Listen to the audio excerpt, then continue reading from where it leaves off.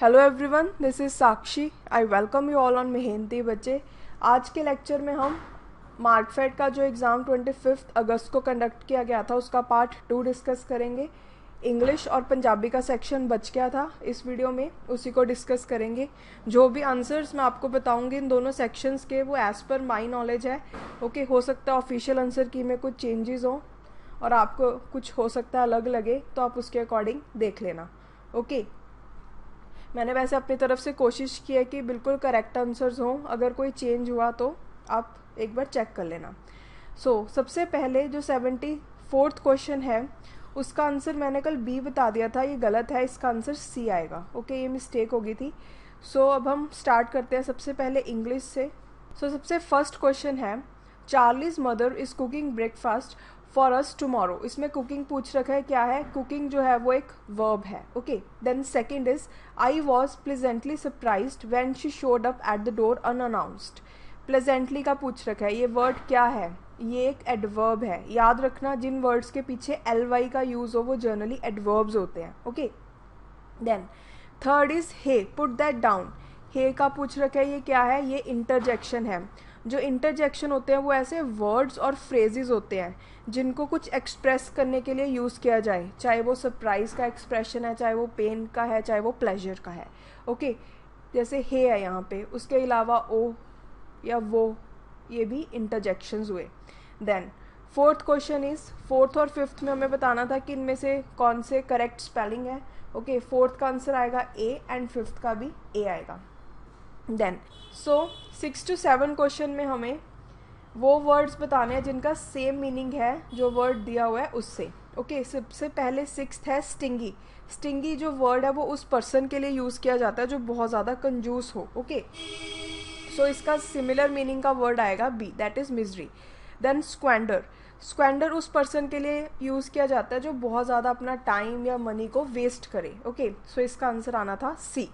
Then 8th और 9th question में हमारे पास ईडियम्स दे रखे हैं, उसका हमें मीनिंग बताना है।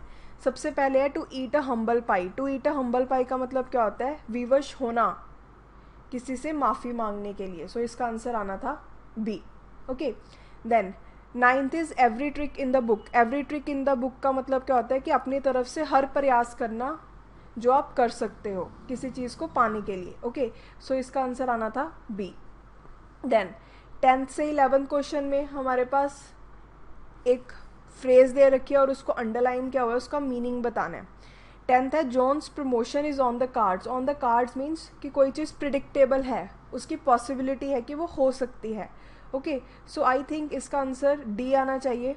11th is he will have to buckle down if he expects to pass the course. Buckle down का मतलब क्या है कि उसे बहुत ज़्यादा वर्क हार्ड करना पड़ेगा, ठीक है, और सीरियसली किसी चीज़ पे काम करना पड़ेगा अगर उसने पास करना है इस कोर्स को।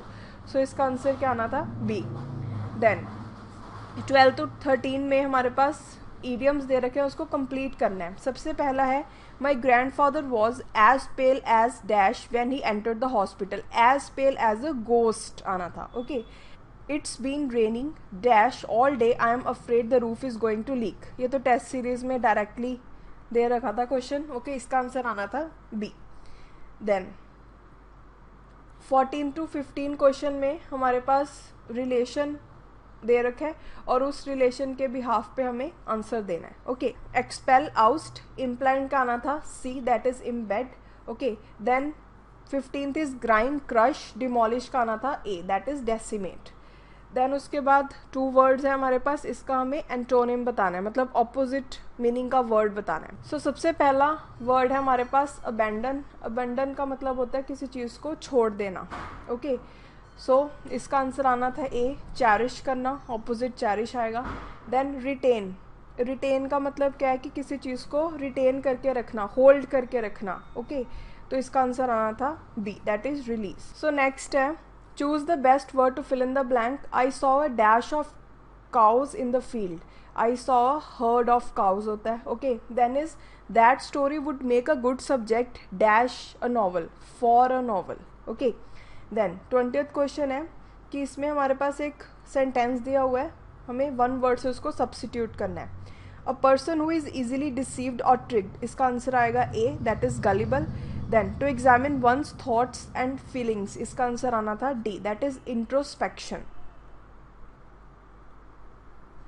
देन 22 और 23 में रीअरेंज करना, हमें कुछ सेंटेंसेस दे रखे हैं। जो 22 है इसका आंसर आना था बी, और जो 23 है इसका आंसर आना था डी। नेक्स्ट है the honesty is the best policy, honesty के आगे द का यूज़ नहीं होगा, सो इसमें मिस्टेक 1 में है।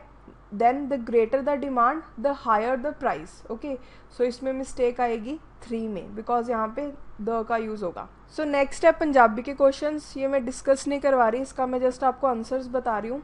26 का डी, 27 में सी और डी में थोड़ी कन्फ्यूजन है, ये आप देख लेना। 28 का आंसर डी आना चाहिए, 29 का ए, 30th का ए, देन 31 का डी, 32 का सी, उसके बाद 33 जो है उसका आना चाहिए सी, 34th का सी, 35 का बी, 36 का ए, 37 का बी, 38 का डी, देन 39th में सी आना चाहिए, 40th का आंसर आना चाहिए बी, देन 41 क्वेश्चन का सी, 42nd का ए, देन 43rd का ए, 44 का बी, 45 का ए, 46 का सी, 47 का डी, देन 48 का ए, 49th का डी, और 50th क्वेश्चन का सी। सो ये थे पंजाबी और इंग्लिश के क्वेश्चंस। मिलते हैं नेक्स्ट वीडियो में, आज के लिए इतना ही। Thank you so much.